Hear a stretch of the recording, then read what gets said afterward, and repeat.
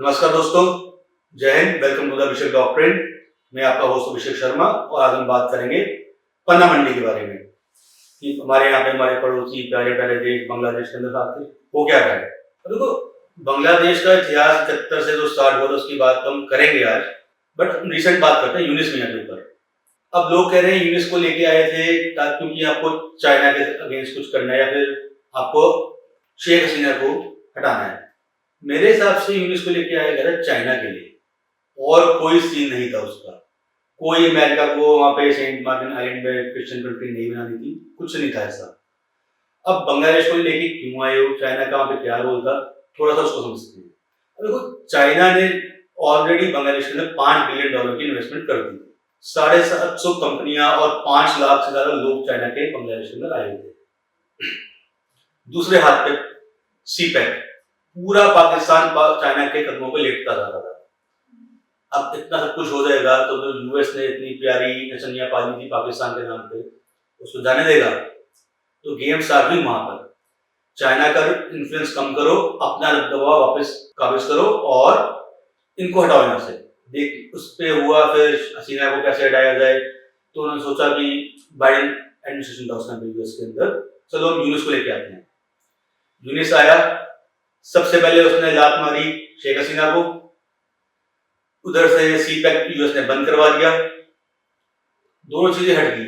अब तीसरी जो चीज थी वो बची थी इंडिया। इंडिया का राइजिंग पावर होना यूएस के लिए बहुत बड़ा चैलेंज है, और यूएस नहीं चाहता कि कल को फिर से चाइना वाली गलती करे। आज से 40-50 साल पहले चाइना को कोई नहीं पूछता था। चाइना बना ही यूएस के पैसों पे है और यूएस के हथियारों के दम पे है, और अब वही चाइना यूएस को आंखें दिखा रहा है। आंखें क्या दिखा रहा है? यूएस की गर्दन पकड़ के रखी हुई उसने, जब चाहे उसका टेटू दबा देता है। तो पूरी यूएस की इकोनॉमी चलती किस पे है? आईटी पे, या फिर आपका कटिंग एज टेक्नोलॉजीज पे। सबको चाहिए रेयर अर्थ, और पूरी रेयर अर्थ की दुनिया का 80% कंट्रोल कौन करता है? चाइना। ट्रंप ने कोशिश कर ली, बाइडेन ने कोशिश कर ली, चाइना को कोई कुछ दबा नहीं सका। उल्टा चाइना ने सबको दबा दिया, बस पूरी दुनिया उन पर डिपेंडेंट है। तो ये गेम हुआ था, यूनिस को लेके इसलिए आया गया था।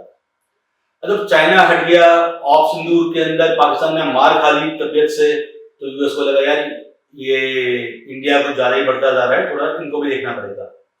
तो फिर इंडिया को डिस्टेबलाइज करने की कोशिश की सारी की सारी यहाँ पर।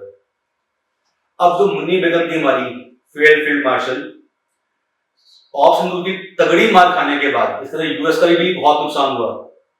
अब उसने बोला था कि will beat India from the east. अब की बार जो भी होगा पूरब से होगा। पूरब में कौन है? बांग्लादेश। उसके बाद देखो एकदम से बयान स्टार्ट होते हैं ग्रेटर बांग्लादेश के अंदर, हम चिकन नेक को काट देंगे, हम 7 सिस्टर्स को लेके आएंगे, we are the guardian of ocean, all 7 sisters are dependent only on us. अगर हम हिंदुस्तान को पैसा ना दे तो हिंदुस्तान भूखा पैसा मर जाए। ये स्टेटमेंट भी आया बांग्लादेश से। तो आपको लगता है कि हम बांग्लादेश के पैसों पर जी रहे हैं? अरे अडानी का बिल तो पे कर लो, बाकी बातें बाद में होती रहेंगी। अब ये सब हो क्यों रहा है? थोड़ा सा देखो, इनके डीएनए में ही डिफेक्ट है। 71 के अंदर अगर आप देखोगे तो हो क्या रहा था, पाकिस्तानी फौज यहाँ पर दबादब बलात्कार पे बलात्कार, रेप पे रेप कर देंगे। 30,000 तो अकाउंटेड रेप हुए हैं, प्रेगनेंसी अकाउंटेड हुई है, और कहते हैं कि 10 लाख से ज्यादा बंगाली औरतों का रेप हुआ है, उनको प्रेग्नेंट किया गया था। अब वो जो 10 लाख प्रेगनेंसी या 30,000 प्रेगनेंसी जो भी नंबर था, वो जब पैदा हुए तो कुछ डीएनए तो वो अपने पाकिस्तान वालों का भी लेके आए। अब वही डीएनए अपना कमाल दिखा रहा है। यार बाप का कुछ तो असर होता है ना, सिर्फ माँ सिर्फ तो काम नहीं चलता।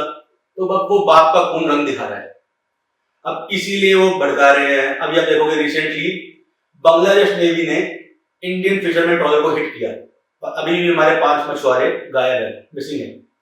अब महादेव कृपा करे बचा ले उनको तो अच्छी बात है, बट प्रोवोकेशन पे प्रोवोकेशन बढ़ती जा रही है। उधर से अननोन गनमैन की एक्टिविटीज हो रही हैं, बहुत कुछ हो रहा है। अब तो सोच समझने वाली बात यह है कि बांग्लादेश बहुत छोटी जगह है, हमारे उड़ीसा जितना तो पूरा देश है वो, थोड़ा सा बड़ा।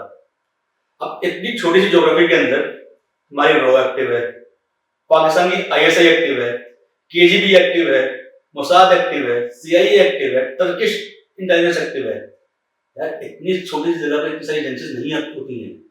अब इसीलिए देखो हो रहा है clash of the titans, game of the thrones खेली जा रही है। पिछले 1 महीने के अंदर 16 से ज्यादा फॉरेनर्स और 60 से 70 से ज्यादा लोग क्या इंटेलिजेंस के बंदे मारे जा चुके हैं। किसने करे भाई, हमें क्या पता, हम तो बुद्ध के देश हैं, हम ये काम नहीं करते, हम सिर्फ अपने देश से काम करते हैं। अभी रिसेंटली वहां पे ड्रोन अटैक्स भी होने स्टार्ट हो गए हैं। किसने करे, कह रहे म्यांमार से ड्रोन मारे। अरे सपनों में है क्या? खैर हम बात नहीं करेंगे क्योंकि आए होंगे कहीं से, हमें क्या लेना। लेकिन हाँ, काम बड़ा अच्छा करते थे। इंटेलिजेंस का प्रिसीजन देखो, किस कमरे, किस बिल्डिंग में, किस फ्लोर में, किस घर के किस कमरे के अंदर मीटिंग चल रही है पाकिस्तानियों की और बांग्लादेशियों की, उस कमरे के अंदर उस खिड़की से हिट हुआ ड्रोन के अंदर। अब कौन करवा रहा है पता नहीं, देखना पड़ेगा। अब दूसरी चीज आप इससे समझो कि सब कुछ पाकिस्तान और बांग्लादेश का डायलेमा क्या है। अब 71 के अंदर जब बांग्लादेश बना तो उसकी काफी हद तक फौज जो थी वो पाकिस्तान के अंदर कैप्टिविटी के अंदर थी, उनको यहाँ पे आने ही नहीं दिया गया था। 71 के बाद वो फौज यहाँ पर आई, उन्होंने देखा था पाकिस्तान के अंदर तो हम राजा की तरह थे, हम राज करते थे, ऐश मारते थे, यहाँ पे काम है लाके बैठा दिया। तो बांग्लादेश का अगर आप इतिहास देखोगे तो कभी वो स्टेबलाइज हुआ ही नहीं है। 16 से ज्यादा तो मिलिट्री कू हो चुके हैं बांग्लादेश के 50 साल के इतिहास के अंदर ही। हाँ, कुछ गलतियां हमारी भी हैं, हमने जंग लड़ी, हम जीते, बांग्लादेश को बनाया, उसके बाद क्या किया इंदिरा गांधी ने? भुट्टो के साथ जो खोया तो खोया, बांग्लादेश के अंदर क्या किया? आपने रॉ को वहां से बाहर निकाल दिया। 71 की जब जितनी फौज ने जीती थी उससे ज्यादा हमारी इंटेलिजेंस एजेंसी ही जीती। पूरी मुक्ति वाहिनी बनाई, बंगा बंधु जो बनाए थे, सब कुछ सारा काम हमारी रॉ ने तैयार करके दिया था। हमारे उनके घर घर के अंदर इंटेलिजेंस का नेटवर्क था। 71 के बाद आपने सब कुछ वहां से निकाल दिया तो एक वैक्यूम क्रिएट हो गया। अब उस वैक्यूम क्रिएट जो हुआ था उसको फिल किसने किया? आईएसआई ने। कैसे? बिकॉज पाकिस्तानी फौजी जो उस टाइम पे पाकिस्तानी फौजी थे वो तो बांग्लादेश में आए तो सांठ गांठ तो थी उनकी, जान पहचान भी थी। आपने वैक्यूम दिया, पाकिस्तान के आईएसआई ने वैक्यूम को फिल किया और आपको बाहर निकाला। अब देखो एक बात बताओ, आपने अपनी नेशनल सिक्योरिटी का इतना बड़ा कॉम्प्रोमाइज करा, 71 के अंदर जब आप जीते तो उस सिलीगुड़ी कॉरिडोर को, जिसको चिकन स्नैक बोलते हैं, उसको ब्रॉड क्यों नहीं किया? क्यों आपने नॉर्थ ईस्ट को पोर्ट का एक्सेस नहीं दिया? 50 साल के बाद हमें आज ये मौका मिला है। अगर ये अभी हो गया तो ठीक है, नहीं तो 50-60 साल के लिए और वेट करना पड़ेगा और तब तक पता नहीं कि क्या हो जाएगा। अब इसी को आप देखो इंडिया के अंदर मेल्टडाउन कितना हो रहा है। हमारे बाबा ने तो बोल दिया, योगी बाबा ने, कि 4 करोड़ लोगों को तो हमने बाहर निकाल दिया है एसएआर के अंदर। उधर से हमारे असम वाले मामा ट्रक भर भर के वापस फेंक रहे हैं। बीजेपी की हिम्मत नहीं है कि रोक सके, उन्होंने फ्री पास देता है कि भैया भेज दो, प्लीज हमें मारो मत। अब बांग्लादेश की फौज का डायलेमा देखो, वो जानते हैं कि हमारी मिलिट्री औकात जीरो है, वो कुछ नहीं कर सकते, चाहे उन्हें कितने एयरक्राफ्ट दे दो, कुछ भी दे दो। मैं तो कह रहा हूँ कि हमें तो अपनी आर्मी भेजने की जरूरत ही नहीं है। हमारी करो ना, जैसे हैदराबाद में किया था, पुलिस फोर्स को भेजो, हमारी इंडियन पुलिस सर्विस ही उनका काम कर सकती है आराम से, और भी ऐसा होता है। क्यों यार इस टुच्चे से देश के लिए आप फौज को लेके आ रहे हो? करो। अब ये सब कुछ पता है उनको, नहीं फिर भी क्यों? अब ये कारण है यूनिस की भूख का। फरवरी में इलेक्शन है, अब कैसे बांग्लादेश इलेक्शन करवा दे, कैसे वो यूनिस इलेक्शन होने दे, इसीलिए वो प्रोवोकेशन पे प्रोवोकेशन कर रहा है। पहले सिर्फ बयानबाजी होती थी कि हम ये कर देंगे, हम वो कर देंगे, हम चिकन नेक्स काट देंगे, हम ग्रेटर बांग्लादेश बनाएंगे। अब जब इंडिया ने रिएक्ट नहीं किया तो वो और आगे बढ़ते जा रहे हैं। कैसे? उनकी नेवी ने हमारे ट्रॉलर को टक्कर मारी, उनकी हिम्मत कैसी हुई? ये एस्केलेशन है। दूसरी साइड पे अगर आप देखो, पाकिस्तानी आईएसआई को बार बार लेके आ रहे हैं सिलीगुड़ी कॉरिडोर के आसपास, दिखा रहे हैं उनको, जैसे मोहम्मद हो या लश्कर तैयबा, उनके ऑफिसर्स अब बांग्लादेश में सरेआम ऑपरेट कर रहे हैं कि हमें दिखता नहीं है। हाँ, हम वो हाथी जरूर हैं जो कुत्तों के भौंकने में रिएक्ट नहीं करते, मगर अब पानी सर से ऊपर जाता जा रहा है। इंडिया पेशेंटली वेट कर रहा है, देखना चाह रहा है कि हो क्या रहा है। फरवरी तक का टाइम निकालते हैं, उसके बाद देखते हैं कि क्या करना है। अब इंडिया वाले भी सोच रहे हैं यार कि करें क्या, दोनों भाइयों को साथ साथ मारें या फिर अलग अलग मारें। अब ये जो छोटा भाई है उसकी हरकतें ऐसी हो रही है कि लगता है कि पहले इसी का काम पूरा करना पड़ेगा। हमें नहीं लेना है बुक एंड की जगह, हमें सिर्फ अपना कोर्ट का एक्सेस बढ़ाना है और कॉरिडोर को थोड़ा सा चौड़ा करना है।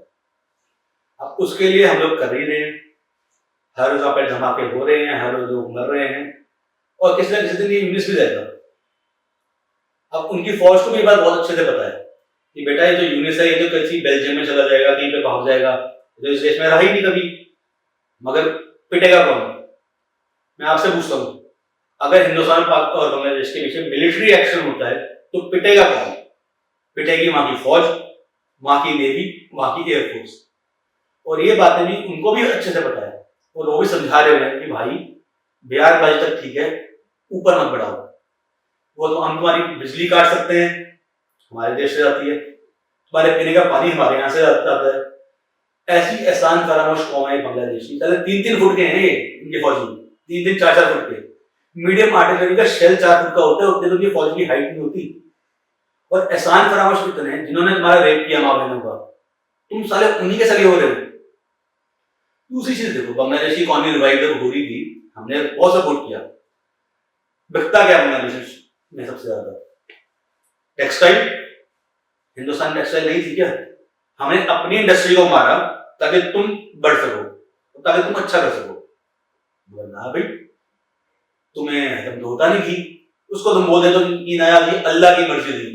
अल्लाह ने दूसरे देश के वालों को अकल दी, काफिरों को अकल दी कि वो हमारी सेवा करें। हर चीज में अगर कोई तुम्हारा भला करे, अल्लाह की मर्जी होती है, सब काम अल्लाह की मर्जी से होता है। तो भाई मैं काफिर हूँ, मैं जिंदा हूँ, तो ये तो अल्लाह की मर्जी है। खैर छोड़ो यार, इस बात में जाएंगे तो बहुत बढ़ती जाएगी, मगर सच्चाई है।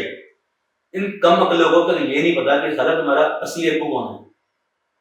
और हमें वहां के लोग को बिल्कुल चाहिए ही नहीं, तुम तो साले पैदाइशी गद्दार थे। 47 से तुमने गद्दारी करी।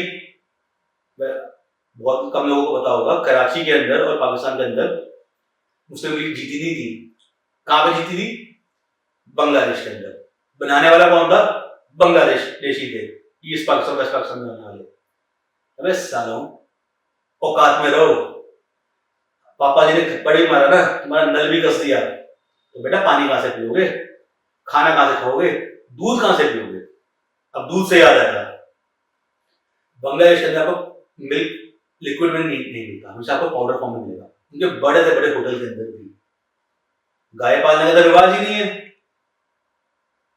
अब जो भी गाय यहाँ से जाती थी बंगाल से या उत्तर पूर्वी से, उसका वो दूध थोड़ा निकालते थे, उसको तो वो काट के खा जाते थे। अब हमने बेचनी बंद कर दी तो वहां पर दूध भी बंद हो गया। बाढ़ आती है, पीने का पानी नहीं बचता, वो भी हम बेचते हैं। बिजली हम बेचते हैं। पहले हमारी सिर्फ एक डिपेंडेंसी थी बांग्लादेश के ऊपर, हमारी जितना भी नॉर्थ ईस्ट था उसकी इंटरनेट की कनेक्टिविटी की जो लाइनें थी वो बांग्लादेश के अंदर से निकलती थी। अब तो मैंने वो भी घटा दी है। तो भैया होश के नाखून खाओ, इंसान के बच्चे बनो, कबीज के नहीं, वरना तुम्हारा वो हाल करेंगे तो तुम्हें 7 जन्मों में भी नहीं सोचा था। और तुम बचाने कौन आएगा? वो जो तुम्हारा जो पाकिस्तानी अब्बू है मुल्ला मुनीर, वो तो पिट गया, क्या यूएस आएगा? क्या यूएस आएगा तुम्हारी लड़ाई लड़ने के लिए यहाँ पर? तो भैया इस इलाके के चौधरी हम हैं, समझ जाओ, अभी भी वक्त समझ जाओ, नहीं तो 26 में तो होना ही है। और जब होना ही है तो फिर हम सब देखेंगे कि क्या क्या होता है। तो ये मैं बोलना अभिषेक भाई बताया नहीं था, अभी भी बता रहा हूँ, वक्त है, संभल जाओ, नहीं तो बेटा नेक को तो हम थोड़ा करेंगे और कुछ भरोसा नहीं है कि गार्डियन ऑफ ओशन को लैंड लॉक ही बना देगा। देखते हैं आगे क्या होता है। जय हिंद जय भारत।